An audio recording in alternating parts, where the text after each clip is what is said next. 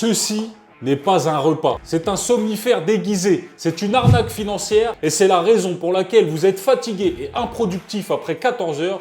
Et c'est aussi la raison pour laquelle vous avez du gras en bas du ventre et que vous rougissez à chaque fois que vous enlevez votre t-shirt. Aujourd'hui, on va pas cuisiner. On va faire l'autopsie de ce que 90% des Français mangent sur leur pause déjeuner en pensant se nourrir. Sandwich triangle, taboulé, kebab ou encore pasta box. On va décortiquer, peser et analyser ce qu'il y a vraiment là-dedans. Et je vous préviens tout de suite, à moins d'être un putain de labrador, ce que vous allez voir aujourd'hui va vous dégoûter. Mais restez bien jusqu'à la fin de la vidéo puisque je vais vous montrer comment remplacer ces déchets par des repas qui prennent 5 minutes à préparer, qui coûtent 2 fois, 3 fois moins cher et qui vont vous aider à reprendre le contrôle de votre énergie, de votre santé, de votre physique et de votre porte-monnaie. Vous pensez manquer d'énergie parce que vous bossez trop ou que vous dormez mal? Non, t'es trompé. En réalité, vous donnez du carburant de merde à votre cerveau et en plus, vous payez ça une fortune. Et on commence cette autopsie avec le fameux et tristement célèbre sandwich triangle. Celui qui te rappelle à quel point t'es un esclave du système quand tu le manges tout seul devant ton ordinateur en train de finaliser un PowerPoint que personne ne regardera jamais. Celui que t'as envie de payer en 6 fois sans frais quand tu l'achètes sur une aire d'autoroute. Regardez-moi ce désastre. Déjà, le sandwich ne tient même plus en place. Pourtant, il n'est pas encore périmé. Alors, on a un petit peu de thon. Donc là, j'ai 2 sandwichs. On va mettre ça dans la balance. Regardez-moi ça.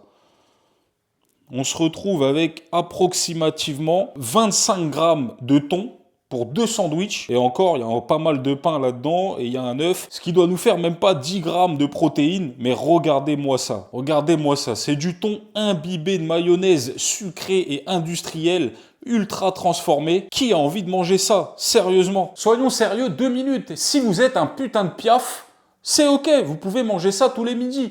Mais si vous êtes un être humain qui travaille, qui va s'entraîner ou qui va faire quoi que ce soit d'autre, vous n'avez pas le droit de manger ça. C'est très riche en sucre, en glucides et c'est très pauvre en nutriments. C'est clairement du suicide. C'est du pain humide avec un tout petit peu de thon, mais c'est pareil avec le poulet crudité ou le saumon. Vous êtes donc rempli temporairement de pain humide avec de la mayonnaise et vous aurez faim dans 45 minutes. Petit disclaimer, aucune nourriture ne sera gâchée durant cette vidéo, tout sera consommé par des êtres vivants. On passe à l'autopsie suivante et je vais en profiter pour rentrer un peu plus dans les détails d'un point de vue biologique. On passe au fameux taboulé qui est un faux ami puisque j'ai déjà entendu des gens dire « Moi je fais attention à ma santé, je vais me chercher un petit taboulé. » T'es trompé encore. Alors avant toute chose, sachez que le vrai taboulé libanais n'a rien à voir avec ça. En réalité, le taboulé libanais, c'est une salade de persil avec un petit peu de boulgour, un petit peu d'oignon, de tomates et des épices. Alors que nous, notre bon vieux taboulé oriental qu'on trouve en magasin et dans des barquettes en plastique, c'est rien d'autre qu'une salade de semoule avec quelques petits morceaux de tomates et de poivrons pour la décoration. Dans cette fameuse salade, on n'a rien d'autre que 80% de semoule bas de gamme qui n'est rien d'autre que du blé raffiné et qui, une fois dans l'estomac, se transforme en glucose à toute vitesse. Alors si t'as pris la version avec des raisins secs et de la vinaigrette, c'est encore pire. Le problème, quand tu vas manger ces 300 grammes de taboulé qui vont se transformer très rapidement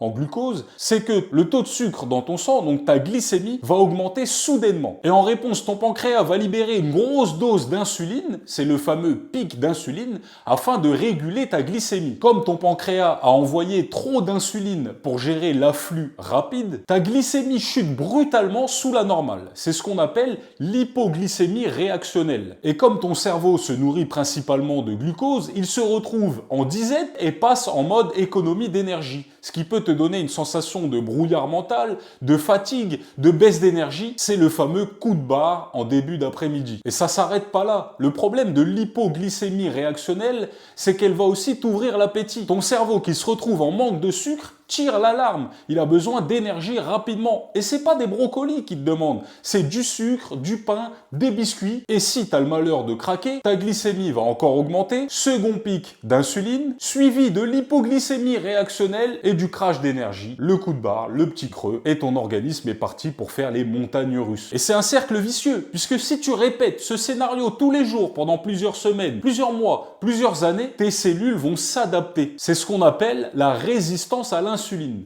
Le résultat, c'est que ta glycémie va toujours être élevée, ce qui est très mauvais pour les vaisseaux sanguins. Et paradoxalement, ton pancréas, lui, va continuer d'envoyer de l'insuline, ne comprenant pas pourquoi ta glycémie reste élevée, et ce surplus d'insuline dans ton organisme empêche biologiquement la perte de gras. Et c'est pour ça que tu te retrouves avec du gras en bas du ventre et que tu rougis à chaque fois que tu retires ton t-shirt. Et au bout de quelques années, ton pancréas s'épuise. Et c'est là qu'on te diagnostique un diabète de type 2. La bonne nouvelle, c'est que tant que ton pancréas n'est pas épuisé, ce processus est réversible. Quand tu as un petit creux, plutôt que de grignoter quelque chose de sucré, privilégie plutôt des amandes, des noix qui sont riches en fibres et en bons gras. Et pourquoi pas un petit carré de chocolat noir supérieur à 70% et surtout, pense à bien t'hydrater. On va passer à l'autopsie du fameux kebab et je vous expliquerai pourquoi il est indispensable d'équilibrer vos repas. Et on passe à la suite de l'autopsie avec El Famoso Kebab.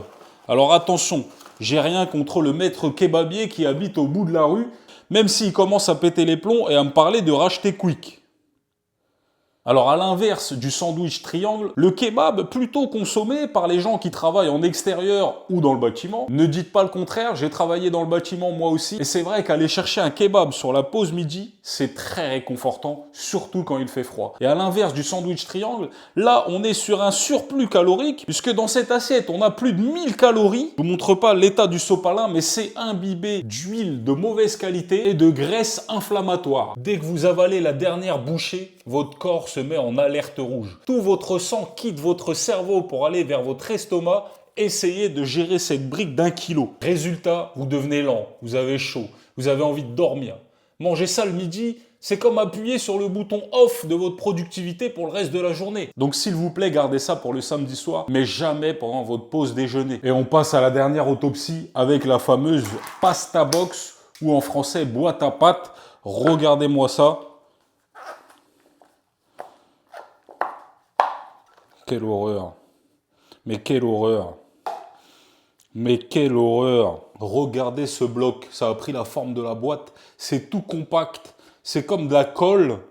Les gens, ceux qui sont dans le bâtiment, dites-moi s'il vous plaît, est-ce que c'est possible de bricoler avec ça? Est-ce que c'est possible de s'en servir comme une colle? Et en plus, j'ai payé ça une fortune. J'ai payé ça le prix de 3 paquets de pâtes Panzani pour des pâtes trop cuites et trop sèches et de la poudre d'amidon modifiée. Vous payez le prix du bœuf pour manger de la farine et de l'eau.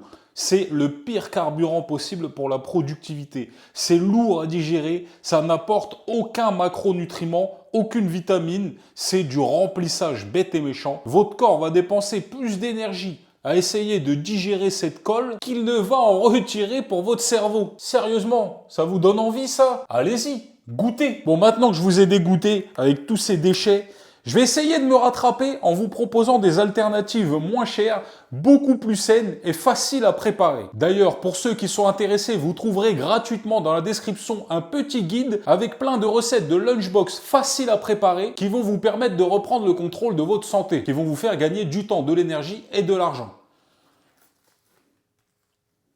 Je nettoie tout ça et j'arrive. Le problème des repas qu'on vient d'autopsier, c'est qu'ils sont pas du tout équilibrés et qu'ils sont trop riches en glucides. Alors qu'on le sait, le secret d'un bon repas, c'est l'équilibre entre les macronutriments. Les glucides seuls, on l'a vu, ça provoque un pic d'insuline et tout ce qui s'ensuit. C'est là que les protéines, les lipides et les fibres vont entrer en jeu. Les protéines vont agir comme un frein gastrique. Les glucides seuls se digèrent très vite et vont très rapidement quitter l'estomac pour aller vers l'intestin et ensuite se retrouver dans le sang. A l'inverse, les protéines sont plus complexes à digérer. Elles demandent beaucoup d'acide et passent beaucoup plus de temps dans l'estomac. Et tant que l'estomac travaille sur les protéines, il ne laisse pas passer le reste trop vite. La vanne de l'estomac, qu'on appelle aussi le pylore, s'ouvre au compte-gouttes et le sucre arrive progressivement dans le sang au lieu d'arriver comme un tsunami. L'autre avantage des protéines, c'est qu'elles permettent la sécrétion d'hormones de satiété qui envoient un message fort au cerveau, on a assez mangé, ça suffit. Ce qui évite d'avoir le petit creux dans l'après-midi dont on a parlé tout à l'heure. Alors attention quand même à ne pas négliger le total calorique de votre repas. Il vaut mieux retirer un peu de glucides pour ajouter des protéines plutôt que d'ajouter des protéines sur votre repas rempli de glucides. Les lipides, ça fonctionne un peu pareil, mais c'est une arme à double tranchant à manipuler avec précaution. Le gras, il est très complexe à digérer pour ton corps. Dès qu'il arrive dans l'estomac, la paroi intestinale sécrète une hormone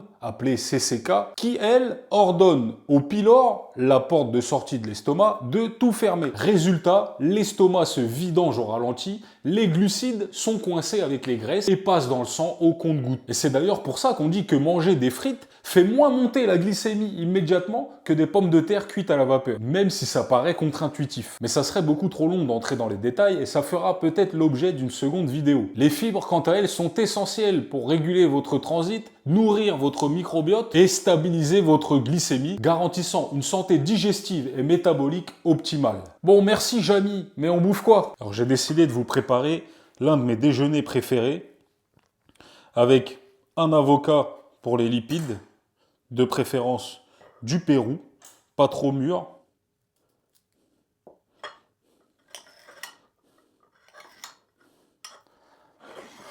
Avec un petit peu de saumon, toujours pour les protéines et les lipides. Et sans oublier une petite poêlée de légumes. Alors il en existe pour tous les goûts et de toutes les sortes. Moi je préfère celle-là, haricots, champignons, pommes de terre, une petite portion. Et voilà mon déjeuner idéal qui va m'apporter des protéines, des lipides et tout le carburant que j'ai pour être productif sur toute une journée entière. Oui, oui, ça m'a pris 2 secondes à préparer. Alors vous pouvez remplacer la poêlée par une que vous préférez. Vous pouvez remplacer le saumon par des œufs, du poulet, de la viande hachée, tant que vous avez une source de protéines suffisante dans votre repas. Pour ceux qui ont la flemme de réfléchir, vous pouvez télécharger le petit guide gratuit dans la description avec plusieurs propositions de déjeuner dans le même type que celui-là, avec les prix et les valeurs nutritionnelles. Quoi qu'il en soit, j'espère avoir été assez clair, j'espère que cette vidéo ne vous a pas trop dégoûté et qu'elle vous a plu. Dites-moi dans les commentaires si vous voulez que je fasse la version petit déjeuner. Attention à toi, mangeur de Golden Grams. N'oubliez pas de vous abonner, de liker la vidéo et moi je vous dis à bientôt pour la faire suivante.